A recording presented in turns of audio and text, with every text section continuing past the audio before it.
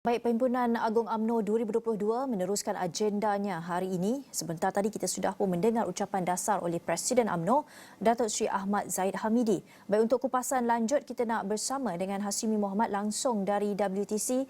Hashimi, silakan dengan laporan anda.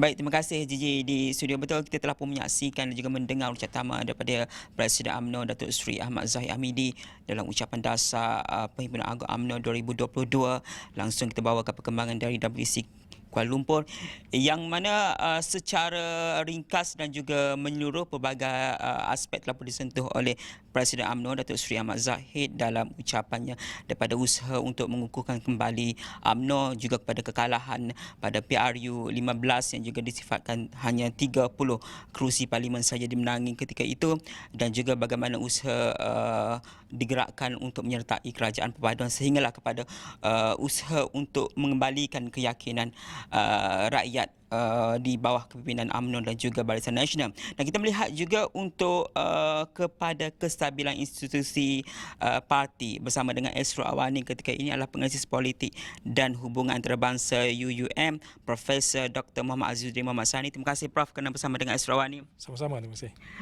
Prof, pertama kita juga siarkan sebentar tadi bahawa sentimen Datuk Seri Najib Razak itu masih lagi kuat dalam UMNO, yang mana fenomena bosku dan sebagainya, seruan untuk menuntut keadilan dan sebagainya. Bagaimana Prof melihat pada perkara itu untuk pertamanya?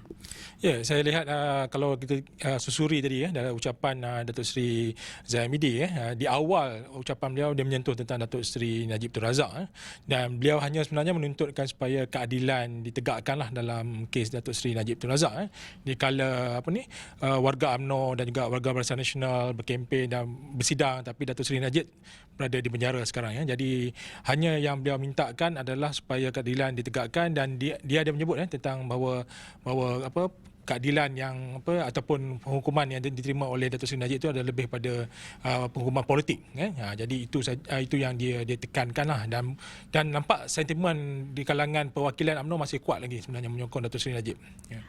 Apabila Datuk Seri Zahid menyebut perkara itu bahawa hukuman mahkamah itu mungkin dakwanya adalah berdasarkan politik dan juga terpilih dengan kedudukan UMNO dan BN ketika ini dalam kerajaan perpaduan dan sebagainya, apakah ia akan menggugat sistem keadilan ataupun perundangan itu sendiri, Prof? Saya tak rasa dia akan menggugat sistem keadilan sebab apa yang penting bagi sekarang ni, dan saya rasa jaminan yang juga diberikan oleh kerajaan perpaduan ialah untuk mewujudkan satu sistem kehakiman yang adil dan juga bebas tanpa campur tangan pihak eksekutif dan juga pihak pada perundangan misalnya. Jadi dalam konteks ini saya rasa apa yang disebut tadi oleh Datuk Seri Zahid Hamidi adalah untuk supaya keadilan boleh ditegakkan. Maksudnya mungkin proses-proses selepas ini, rayuan dan sebagainya boleh diteruskan, dan juga dan sebanyak Datuk Seri Najib boleh membersihkan nama beliau lah sekiranya benar terbukti bahawa pertuduhan atau penghakiman yang dikenakan kepada beliau itu ada elemen politik di sebalik itu lah. Jadi ataupun selektif, disebut selective prosecution So, saya rasa itu sentimen yang cuba dibawa oleh Datuk Seri Zahid ketika berucap tadi, dan dikongsi bersama sebenarnya oleh perwakilan yang nampaknya masih lagi setia dan menghormati Datuk Seri Najib lah di sini. Prof, kita melihat secara menyeluruh apa yang cuba disampaikan mesej utama Datuk Seri Zahid Hamidi dalam ucapan dasar beliau. Bagaimana perkara ini boleh diambil oleh perwakilan dan juga akar umbi untuk kita melihat pada pengukuhan institusi parti itu sendiri, dan juga kita melihat kepada kedua adalah bagaimana beliau sendiri terbuka untuk pemilihan UMNO akan datang. Silalah pilih presiden ataupun timbalan presiden, itu juga disuarakan. Bagaimana perkara ini diterjemahkan khususnya melihat kepada demokrasi dalam UMNO itu sendiri?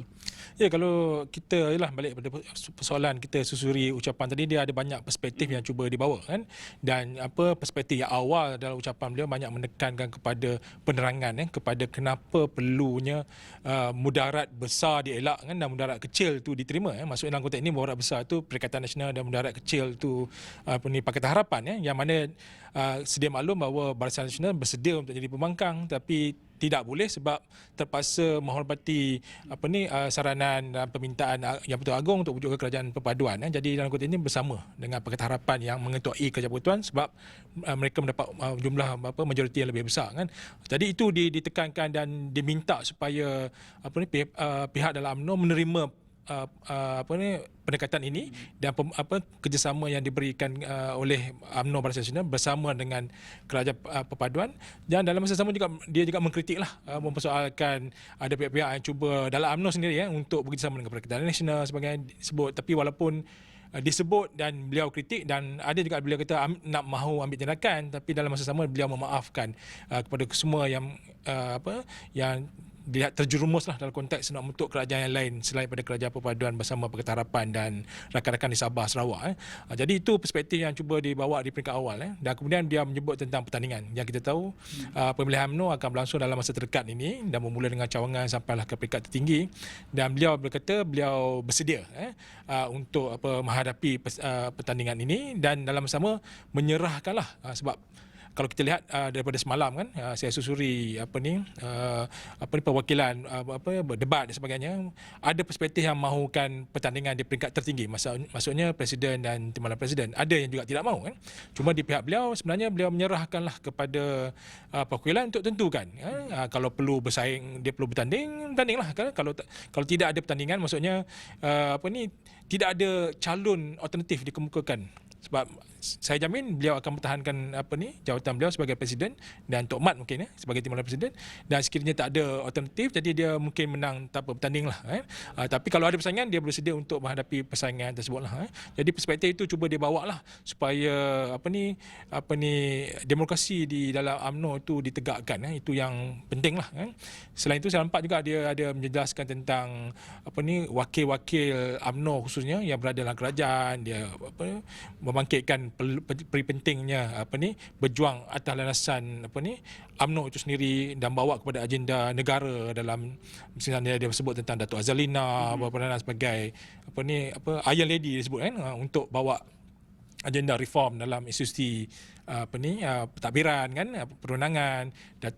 Misalnya Datuk Seri Khalid Nordin bagaimana nak bantu beliau sebab beliau mengetuai jawatankuasa TVET. Jadi bagaimana boleh bekerjasama untuk bersama Kementerian Sumber Manusia untuk bangunkan atau beri peluang pekerjaan kepada kepada warga Malaysia kan, sebenarnya orang-orang muda sebenarnya, supaya mereka lebih tertariklah lepas ni untuk menyokong semula UMNO Barisan Nasional dan semualah menteri-menteri yang diwakili disebut kan. Dan di akhir itu banyak dia menyentuh kepada perlunya pengukuhan semula UMNO.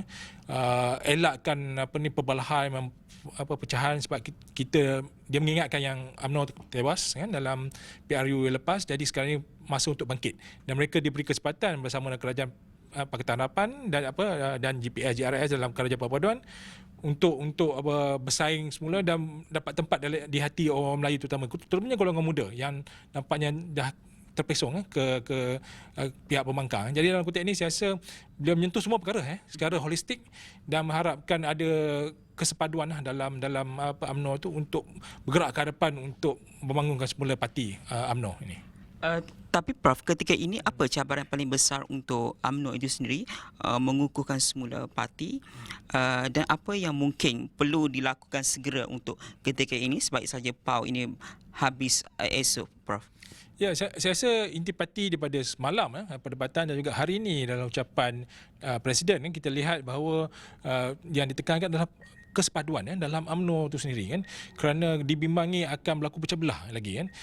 Dan walaupun UMNO masih lagi atau Barisan Nasional masih lagi dalam kerajaan, tapi mereka tidak boleh selesa kan, sebab mereka sebenarnya tewas kan. Dan UMNO hanya menang 26 kursi saja daripada keseluruhan 30 kursi Barisan Nasional menang. Jadi mereka kena terima hakikat ni dan inilah masa terbaik untuk bersatu padu walaupun ada pertandingan pemilihan yang tidak boleh dielakkan, tapi selepas tu rapatkan sah semula untuk kuatkan balik UMNO supaya UMNO boleh terus menjadi tunjang parti orang Melayu. Itu yang dikenaki dan ditekankan dalam ucapan Presiden pagi tadi lah. Jadi saya rasa itu yang perkara paling utama untuk memastikan UMNO itu terus kuat dan diterima.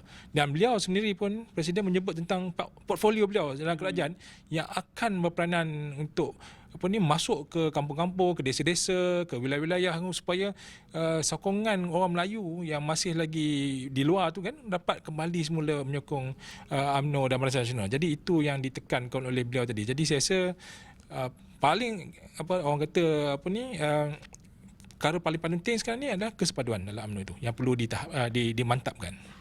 Prof, berbaki lebih kurang 2 minit saja lagi dan juga nak menyentuh mengenai keadaan politik di Sabah khususnya dan juga pendirian yang sama terus dinyatakan oleh Datuk Seri Ahmad Zahid Hamidi terus menyokong kepimpinan di Sabah juga kepimpinan di Sarawak. Bagaimana kita nak memahami pada perkara ini khususnya dengan adanya krisis politik di Sabah dan bagaimana peranan yang dimainkan oleh dua wilayah ini untuk mengukuhkan UMNO bukan sahaja di peringkat negeri Sabah dan Sarawak tapi juga di peringkat kerajaan perpaduan ini, Prof. Ya, kalau pertama nak menyentuh tentang Sarawak UMNO tak ada wakil di Sarawak kan. Jadi cuma kerjasama yang yang baik telah lama dilakukan antara pihak UMNO Barisan Nasional dan juga pihak GPS kan di Sarawak kan. Jadi dalam konteks ini saya rasa hubungan tu masih kekal dan GPS memang kita tahu sentiasa akan mengikuti UMNO Barisan Nasional ke mana dalam bentuk kerajaan dan apa dasar-dasar dan tadi pun disebut tentang untuk UMNO saya rasa akan mempertahankan MA 63 kan agenda yang diperjuangkan oleh masyarakat Sarawak dan Sabah kan.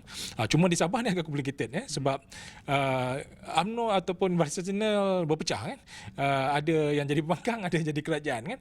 Malah tadi pun disebut Bung Mokhtar dan wakil ada dua wakil daripada Sabah yang dulu jadi ahli EXCO sekarang ini dah diketepikan. Jadi dalam konteks ini dia kata rezeki kalau kalau datang tu kalau ada rezeki tu adalah jangan risau tentang perkara tu. Mungkin sekarang diketepikan tapi akan datang insya-Allah mungkin kembali semula kan. So dalam konteks ini dia mengingatkanlah supaya Sabah itu terus bersama dan jangan bimbang dengan keadaan yang berlaku.